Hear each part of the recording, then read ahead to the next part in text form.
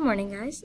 Today we're going to be covering a lesson on linear inequalities, and we're going to talk about how we can graph horizontal and vertical lines, how to identify any inequality represented by graphs, and we're going to learn to graph these linear inequalities as well. So take a look at this first quick minds on. This grid here, a regular graphing grid, is called a Cartesian plane, and there's points all across the Cartesian plane. So if you think about it, it almost works like a little map, and each point represents like a GPS coordinate. Now, all points on a graph, they are represented in the form x, comma, y, which means the first point is an x value, and the second point is a y value, or a y coordinate, okay? So if I were to look at the first point here, I want to plot the points a, b, and c. And just by looking at the first point here, it says a is represented by the point 1, comma 2. How am I going to find that on this graph? So I'm going to look at my graph. The horizontal axis is my x-axis, and the right side is all my positive numbers. The left side here is all of my negative numbers. Then I have the y-axis, where the top is all of my positive numbers. The bottom has all of my negative numbers, okay? So I want to start off by plotting the point A is 1, comma 2. So I always start with my x-axis. So on my x-axis, I'm going to go to the point 1. So this is where 1 is. I'm not going to plot it yet, because for me to plot a point, I need both x and y to kind of meet at that point.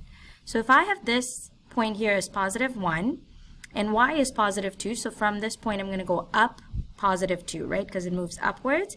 That's where my point's going to be. So point A is going to be, if this is x is 1, y is 2, this is where the points 1 and 2 meet, or the coordinates for 1 and 2 meet, okay?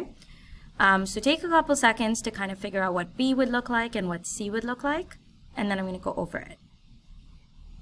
So B, on the other hand, is negative 3 and negative 4. So my x value is negative 3 and my y value is negative 4. So on my x-axis, I'm going to go 3 units to the left, right? So that's 1, 2, 3. That's where negative 3 is. And then because y is negative 4, I'm going to go down 4 units. So 1, 2, 3, 4. There's my second point. So I'm going to label that B. Okay? And the last point, C, my x is negative 5. So start off at 0 again. Go negative 5 units. So 1, 2, 3, 4, 5. And y is 0. So it's literally at that point there. Y doesn't go up or down. It just stays right there. So my C is then going to be right here. That's my C point. Okay, so the key thing to remember here is that the x coordinate is always going to be the first number, and the y is always going to be the second number. Now let's take a look at this line here. This is an example. I have a line drawn here, this blue line that you can see, and I want you to tell me what you notice from that line. And can you think of any 5 points that are on that line? Okay. So hopefully you thought about that. So I'm going to say one of my points there could be 6, comma 4. Because if you look at it, there's a point right here, right? Let me just pull this up. Sorry, give me a second. So if you take a look at this, there's a point 6, comma 4 would be right here, right? Because x is 6, y is 4. There could also be a point that is 6, comma 2, 6, comma 0, 6, comma negative 2, 6, comma positive 1, 6, comma 5. Okay? There's tons of different points that you see on that line, and the one thing that they all have in common is the fact that they have an x value or an x coordinate that is at 6. So your equation for this line, whenever I try and determine what is represented by this line, that equation for that line is going to be x equals 6. Okay? Because all of the points there are 6. Now I know this can be really confusing. Normally the x-axis is this horizontal line, right? So why is the equation of a vertical line x, comma 6? The reason is because every single point on there has an x coordinate that's 6. Okay? So if you ever want to remember it, for your equation of your line, it's always the opposite of your x and y axis. So whatever you have, whenever you have a vertical line, the equation is going to be x equals something. Whenever you have a horizontal line, your equation is going to be y equals something. Okay?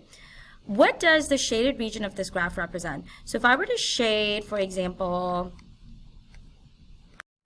So there's my equation x equals 6. Now if I were to shade this part, for example,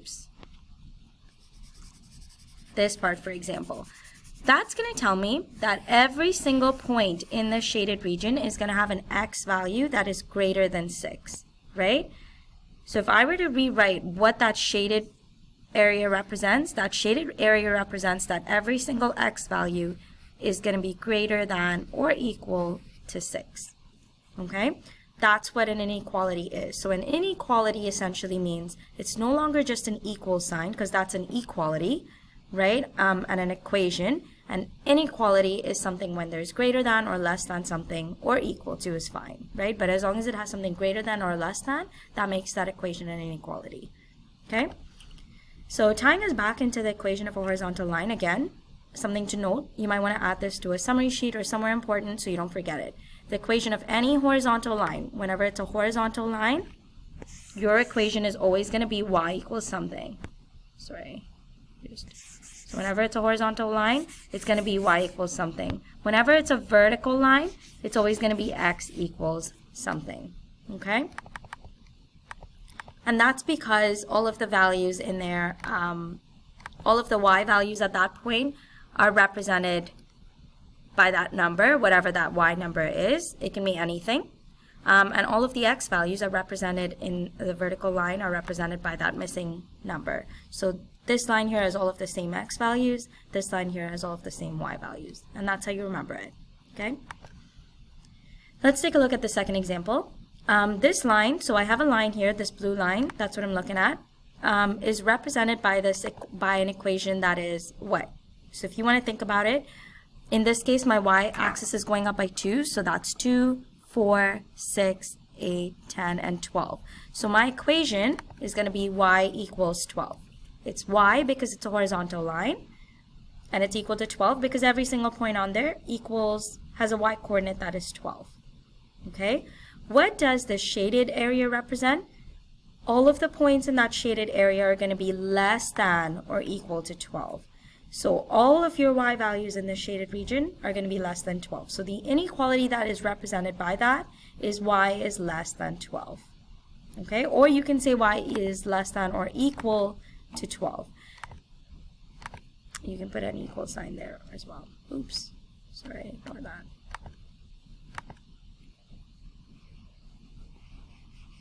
It's not working. Okay? But hopefully you get the idea. Moving on to our next example here, we're going to start by graphing each of these lines here. So I want to graph the line y equals 4. Now, because it's a y equals something, I know that the line has to be horizontal. It's the opposite of your axis, remember? So y equals 4 is going to be on the y-axis. I go 1, 2, 3, and 4. So it's right there, okay?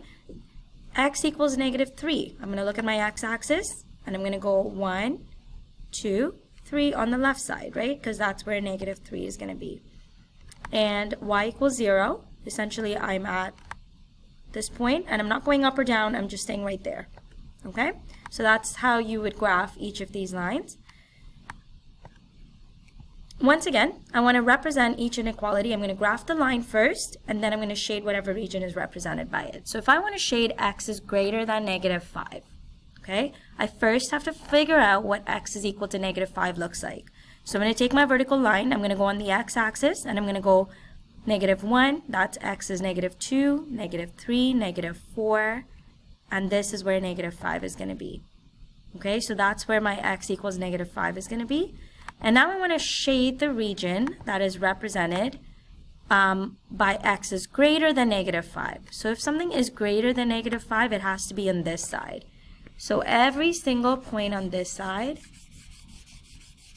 is going to be my x is greater than -5 region.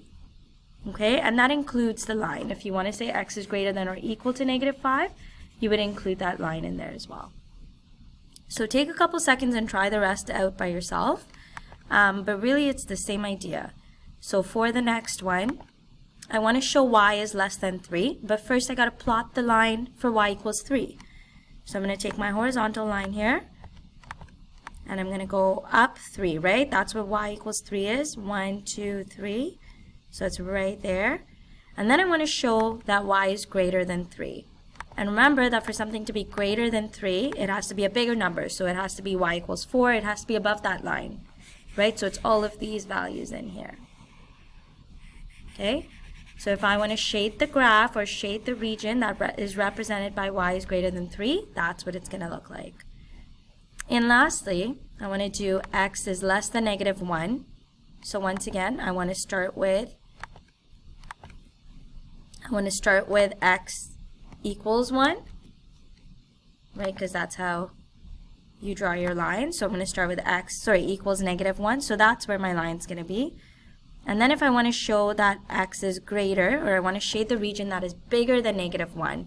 Bigger than negative 1, is that on the left side or the right side? Something bigger than negative 1. It has to be on the right side, okay? So this is where it's going to be. So all of these numbers here are bigger than negative 1. X can be 1, x can be 0, x can be 2, 3, 4, 5, and so on. Okay? And this is how you graph your inequalities. Now, one of your homework questions kind of covers the same thing, but it works backwards. It's number 3 on your homework. So let's do that one together so you can kind of get a feel for how to answer some of these questions. So let's take a look at the first one there.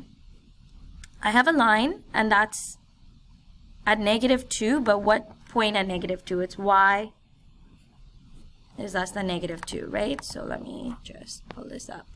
So that's y at negative 2, right? Because it's a y line. It's on the y-axis. It's going across the y-axis. And then you want to figure out what that shaded region is. It's below negative 2, so y is less than or equal to negative 2. Okay? Same with the second equation. My line is going to be on, or it's going through all of the x values that are 1, 2, 3, 4, 5, 6, 7. So there's x and there's 7. And then my shaded area covers everything beyond 7, so greater than 7. So it's greater than or equal to 7. And my third question here, if you look at it, that line there is a vertical line, so it's going to be x. And it's a vertical line at x equals 1.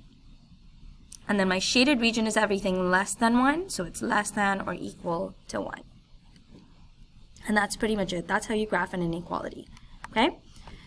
Our next example here, I want you to check to see if x equals 4 is a solution to the following inequalities. This is super easy.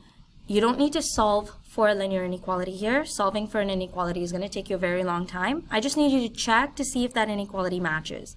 So is x equals 4 a solution? All I'm going to do there is sub in, instead of the x, I'm going to sub in a 4. So 5 is less than 4 plus 7. And that's going to give you 5 is less than 11. And is that true? Yeah, that's true, right? So therefore, that solution, or x equals 4, is a solution to that inequality. Okay? Same idea here. I want to replace my x with a 4. So my first step is going to look like that. 2 times 4 minus 1. And that's going to be greater than 3 times 4. And we want to check if that's true, right? So 2 times 4 is 8 minus 1 is greater than 12. And 8 minus 1 is 7, and that's greater than 12. Is that true? Absolutely not. So that's not a solution to, x equals 4 is not a solution to that inequality. Okay, so this is how you check. You don't have to solve for anything. You just have to sub it back into your equation and check to see if that holds true. And then our very last example here. Does 3, 5 satisfy this inequality? Now this is really cool because, again, remember, if you remember, any point that's given to you technically gives you an x value and a y value. Okay, so in this case, my x value is 3 and my y value is 5. I just need to sub it into that equation to see if that inequality holds true. So I'm going to take my 3x minus 2y, and I'm going to check if it's less than 10. Now remember, x is 3, right? And y is 5. So 3 times 3 is 9. 2 times 5 is 10. Okay? 9 minus 10 is negative 1. Is negative 1 less than 10? Yes, that's true. So that tells you that that inequality matches. 3, 5 is a point in that inequality. All right? And that's pretty much it. This wraps up our lesson. Hopefully this makes sense. Work on the practice questions for the remainder of your time.